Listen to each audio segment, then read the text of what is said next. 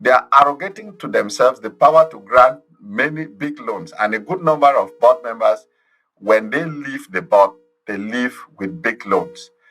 Now, recruitment in some of the unions has become something which never existed before then.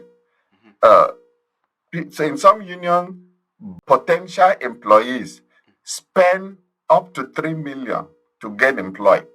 So if you are a board member and all of this is happening, you share in the booty. Then let us move into some kind of projects that board members come up with.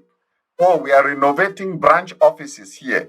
We are building this, and all of that into hundreds of millions. If I remember a project. Credit unions in Cameroon were created with a simple and noble purpose: to bring people together, encourage savings, and give ordinary members access to affordable credit when traditional banks were out of reach. The idea was built around cooperation, trust, and the belief that communities could improve their financial lives by pooling their resources. Over the years, credit unions grew into important financial institutions across the country. But as the movement expanded, difficult questions began to emerge about leadership, accountability, politics, mismanagement, and the alleged abuse of members' money. Today, we want to examine that journey with an expert. How did credit unions begin? What went wrong along the way? And are they still serving the ordinary people they were created to empower? Those are the questions we will attempt to answer.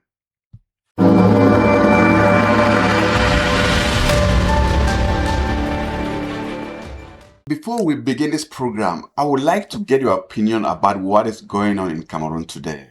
The president has been out, he just came back. What is your appraisal of the atmosphere in Cameroon today? Ben, thank you so much for having me. I carry a Cameroon passport, and that is the reason why I will talk on this. Otherwise, I feel ashamed with the manipulation, the masquerade, and the powerlessness of Cameroonians. And when I say Cameroonians, I would say it here, but I would have better said our brothers in La République du Cameroon, because I am not only looking at what happened overnight or of recent.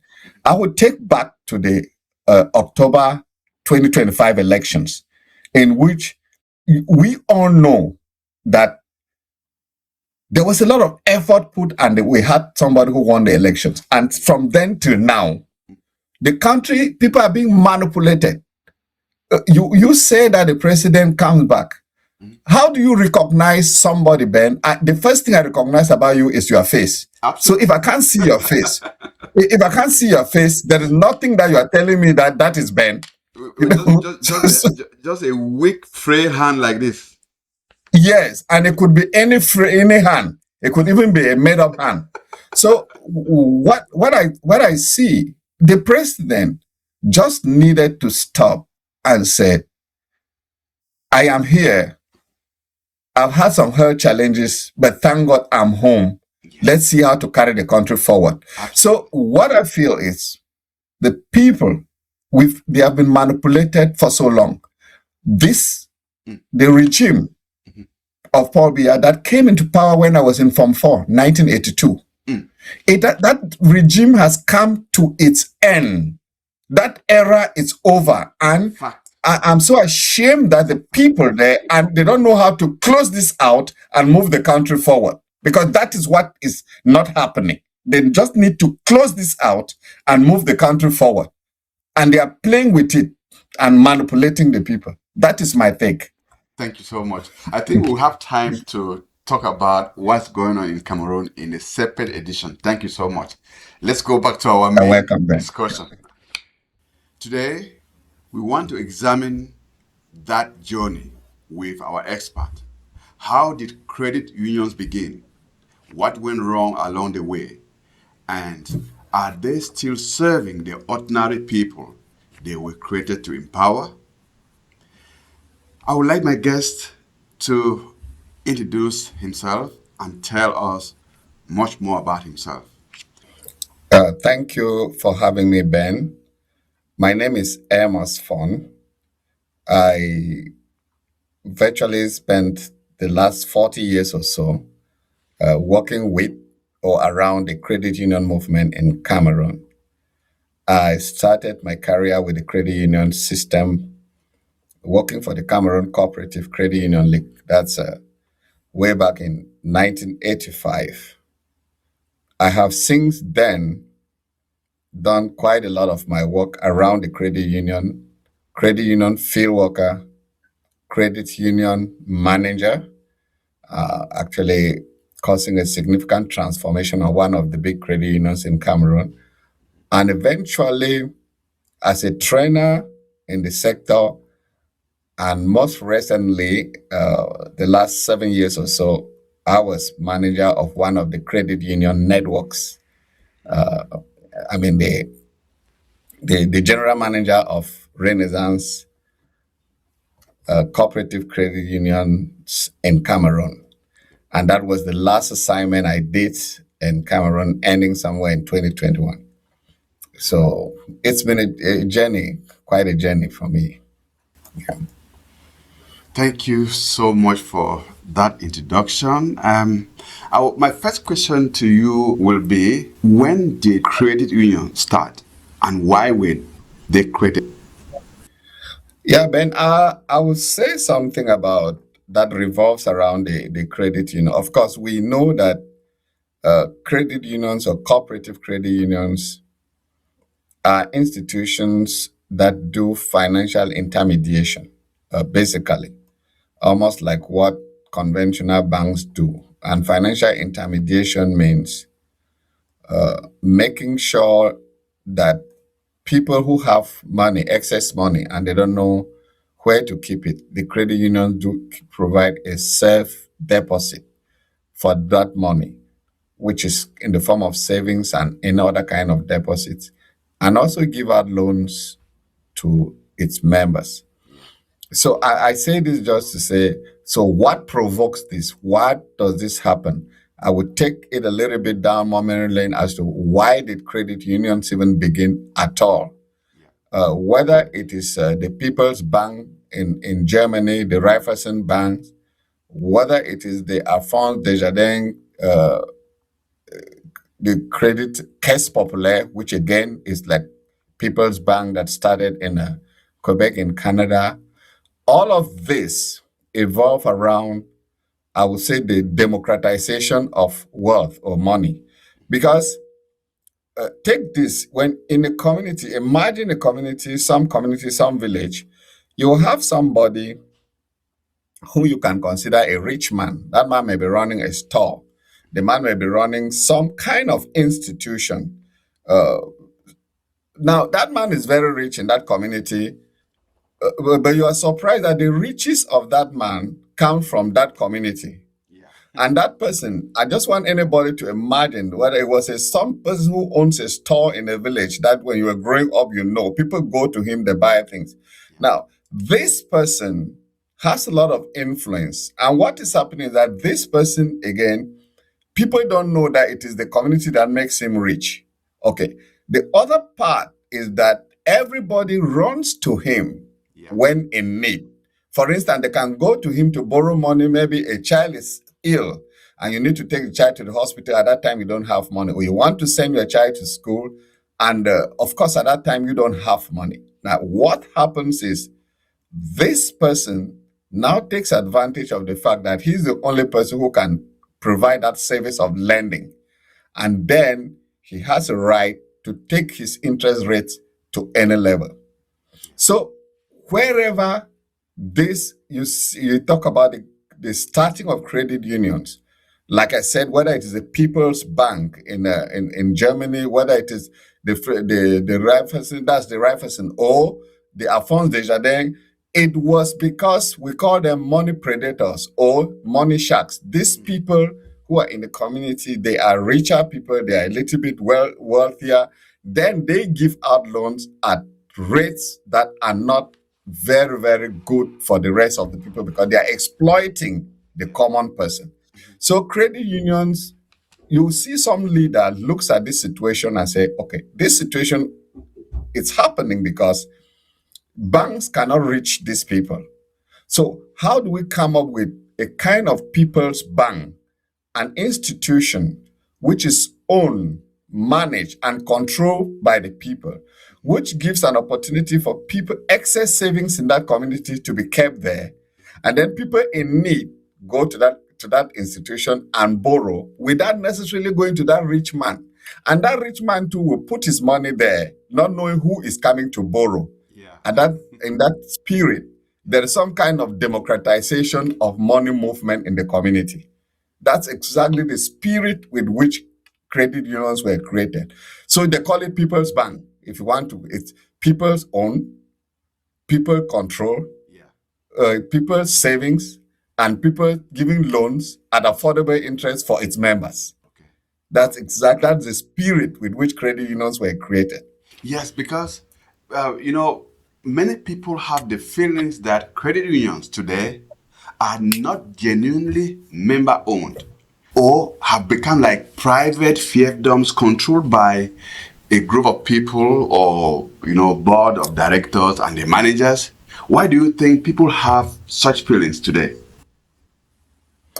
Yes, Ben, you are right. I would say, let me take you, now that I mentioned the credit union general, I didn't really talk about the situation of Cameroon. I will mention Cameroon, then I would say a little bit about the evolution. So the idea, what I just mentioned, was similar in Cameroon in the early 1963 to 64, when these reverend fathers, they saw this exact situation that I'm explaining happening, whether it was in Ginicom, whether it's in where the very first credit unions were started. Uh, you have Father Johnson, and who was in he was a Mill Reverend Father, and he was serving in Com at the time in 1963. And you surprised you, the very first credit union started there with a total saving of about 2,100 francs at the time. That's interesting. It saw at the time that, as I was explaining, you have people who need to send their children to school, but probably coffee is not ready at that time for them to sell. Maybe this is now a coffee farmer. Now, the money lender or the person who has money will come and buy the coffee on the farm. And very often it will be like half the price. Technically, this is still the money sharks approach. Yes.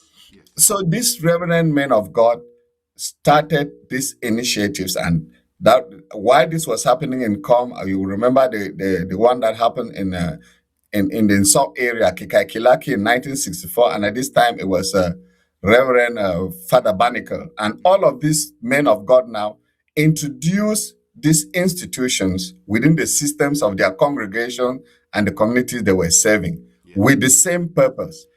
Community members mobilizing savings together to be able to give out loans at acceptable rates, affordable rates to their members. Now, coming to your question, are the institutions still owned by the members? Are the institutions still performing the exact duties that they were supposed to do at inception? Yeah, because it looks The like they are answer being to controlled now by a very small group of people. That's the board of directors and the managers. They do everything without the people that actually own the credit union. uh, I would say something that when institutions grow, Yeah. a lot of things happen, and the tendency that the culture, the core values may be deviated from may happen. I say may happen. It doesn't mean must happen. Uh, the credit unions in Cameroon, they have grown significantly. Credit unions are still cooperatives before credit unions. They are member owned, member controlled, or member managed. And before I get to what you have said, members feel that this is not happening. If members feel that their institutions are not run the way they were supposed to run, the members are supposed to step in and ensure that that happens. What do I mean? The credit union, the structure, the office, the manager doesn't exist without the members. Let me be clear about this. The institutions are owned by the members because the members cannot, on a daily basis, come and sit there and manage their institution. They elect a board of directors and mandate that board of directors to oversee the running of the institution on their behalf. Board of directors are answerable to the members through the General Assembly.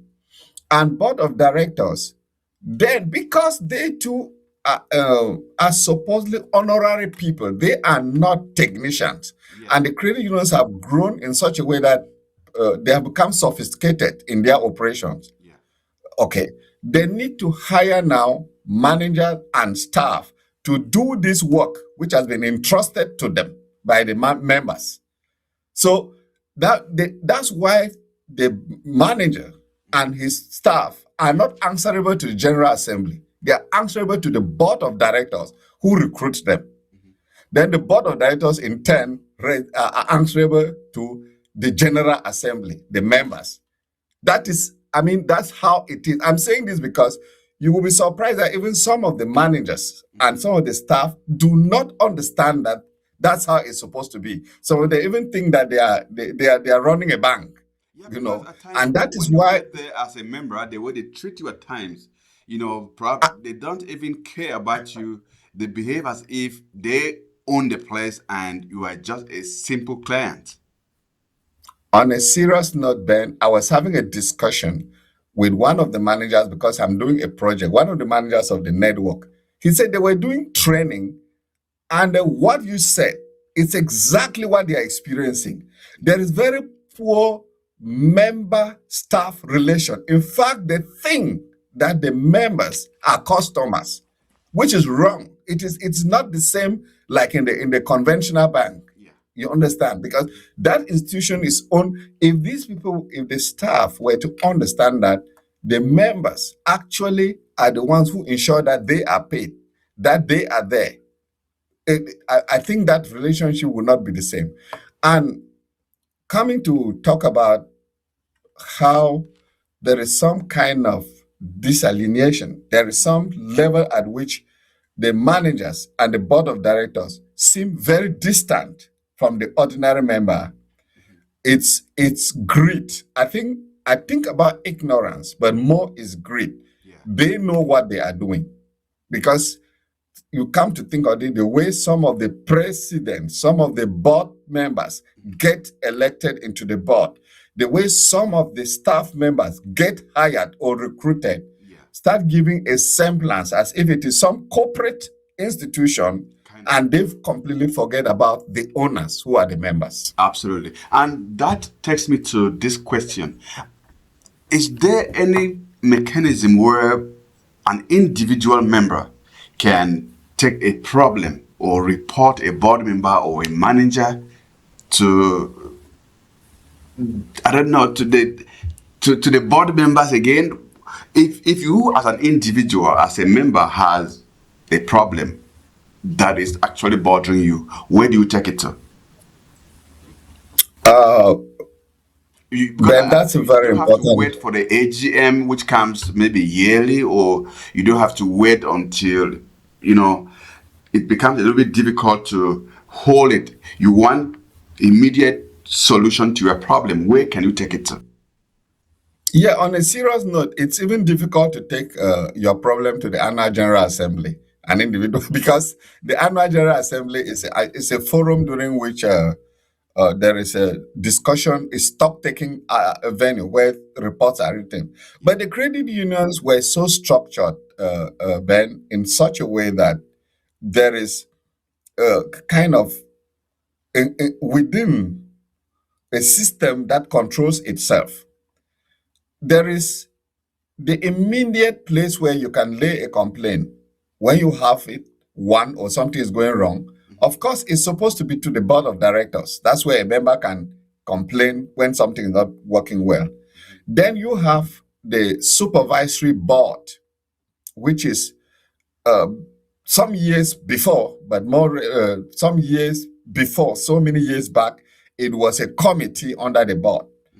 But later on, it became an independent board which checks on what goes on in the institution, board of directors, everybody, and then reports to the General Assembly independently. So, your first point of check if things are not going well, for it, I don't know which thing could not be going well, should be even your manager, your immediate, maybe the person managing your account, the customer relationship or member relationship manager or account manager, then the manager of the institution, then the board president. And if all of this is not working, you can then report to the supervisory board. Because the supervisory board, when they listen to something that goes wrong, they can check on it. And unfortunately, they need to give that information back to the board of directors, inform them.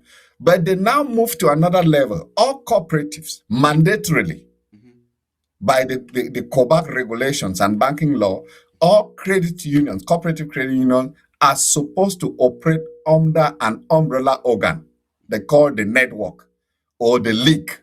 In the case, because in the early days, you only have the Cameroon Cooperative Credit Union League in Cameroon. But today you have quite a good number of other networks, the Renaissance, the Rainbow. The member reports to that organ, and that organ has to check what is happening and look and get a solution. Beyond this level, you now have the controlling ministry, the tutelar ministry, and they have the Ministry of Agriculture, under which cooperatives, first of all, are incorporated, before you move to the Ministry of Finance, which sends also their own controllers to check on what happens if things are not going well. So a member has all these levels of complaint right up to the ministry if something is not working well. That is quite interesting. And you just mentioned the leak, that is Rikukam or Kamkul. Because to my understanding, these structures were created to protect and strengthen the credit union movement. And at what point Correct. did, political and institutional power came in and there was this power struggle that actually undermined the mission of this credit union? Because what I see today is the fact that every village might create its own umbrella or every division kind of stuff like that. How is that a problem to the credit union movement as a whole? Yeah, then I will say something, and the first thing is that institutions, just like countries, are neutral. It is the people who run the institutions that can either take it to higher heights or run it to the rocks. I will say it again. Cameroon is such a beautiful country, but it has been destroyed over the past 40 years plus. When you have wrong people at the head of institutions, when you have people with greed, when you have people who have other motives rather than seeing the prosperity of those institutions, the proper governance, when these things happen, the institution is bound to start facing it. And this happens when people ignore laws, when people start doing things for personal interest. Let me use these two words. You go in public office to serve, and to serve, you must be selfless. If you go to public office for personal interest, you are selfish.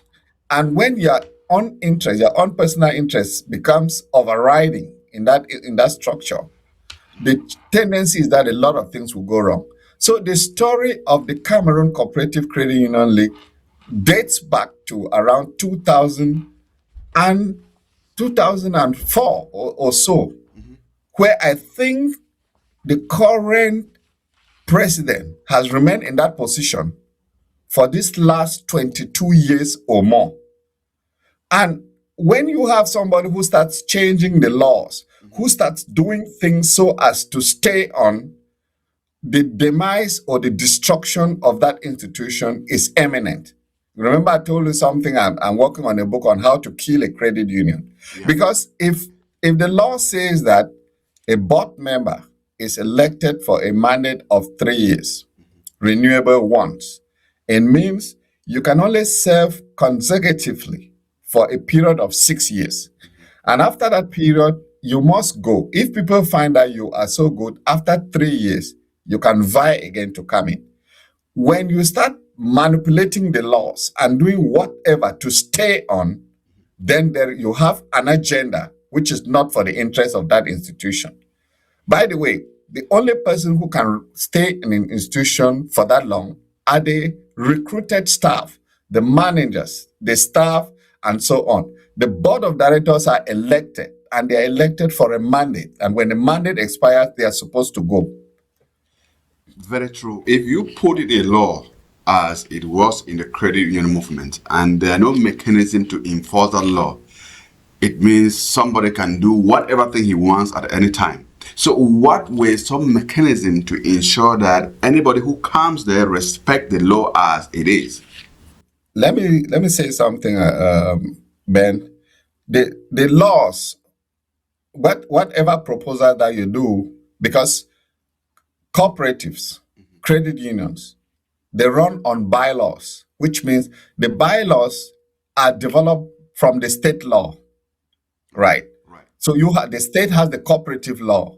Then they have like the banking commission, COBAC, has regulatory laws, and the microfinance law, the first one that came into existence, I think it was 2002 in Cameroon. When you ask that question, remember that power corrupts, and absolute power corrupts absolutely. Yes. When you have an institution that trades with money, and you have bad leadership, let's be clear about this. Yeah. They can use that money to corrupt even the controlling authorities, Absolutely. the supervisory authorities. Yes. I mean, we are talking about the country that we all know what is going on. So it suffices for a person who wants to stay on in the credit union to pull out a chunk of that credit union money to buy authorities at a higher level, so that whatever you are explaining, probably as a manager, probably with it as a supervisory board, nobody is listening. They will send some people come and linger around as if they are supposed to implement what is happening. But before you discover, a lot goes wrong. I mean, there was this haggling. A lot happened during the moment when laws were being modified at the level of Cameroon to change mandates, and that led even to some of the credit unions walking away and saying, no, this is not what the law says. And because of this, we will move away and create our own structure, which will follow the law as it is. All of this brought in cracks. I just want to share with you some of the biggest structures in Cameroon in those days, like Tarinkon Credit Union that left Cameroon, as the credit union, all these structures. If these institutions remain as one, we are not saying, I think by creating different structures, it gave room for competition. Yes, but absolutely. if they remain as one, but with great departments, creating a structure for insurance, a structure for education, a structure for this, and then diversify the way services are delivered, it would have been stronger, because there will be no duplication of expenses. Let me give an example. Yeah. The general manager of a network is like an institution, because you need to give that general manager a car. You give that general manager a driver. So all of this, it's duplicated when you have now so many structures running parallel. But you could have been able to run one structure, but with different departments growing. And I bet you it would have been far, far better. And Ben, on a serious note, I think part of this, it's coming from the overall situation that we find ourselves in La République du Cameroon, in Cameroon as a whole.